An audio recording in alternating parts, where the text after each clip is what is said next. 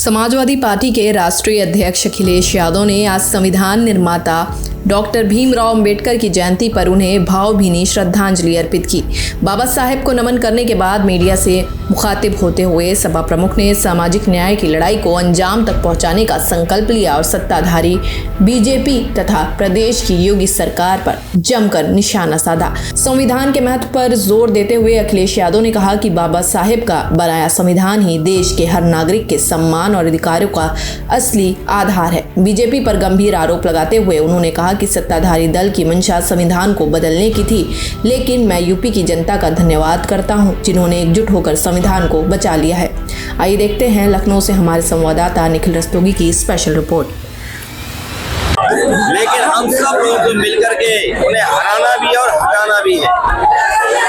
ये बाबा साहब भीमराव अम्बेडकर जी का संविधान केवल कागज नहीं है, वो लोहे की तलवार है जो समय समय पर हमें सम्मान दिलाने का काम करती है। संविधान हमारे लिए ढाल है, संविधान हमारी संजीवनी है, संविधान हमें न्याय दिलाता है। संविधान बाबा साहब का वो है जो हमें आगे बढ़ने का और बराबरी का मौका देता है।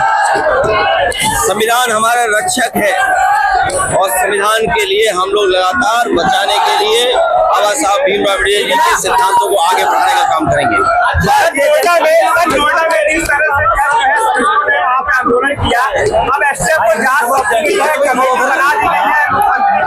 भारतीय जनता पार्टी की सरकारों में और 10 साल की सरकार में सबसे ज्यादा बाबा साहब भीमराव अम्बेडकर जी की प्रतिमाएं तोड़ी गई हैं और आज वही लोग जो तोड़ने वाले लोग हैं वो बजट दे करके चुनाव से पहले एक झूठा संदेश देना चाहते हैं। लेकिन उत्तर प्रदेश की जनता समझदार है, सावधान भी है इनके साजिश और षड्यंत्रों।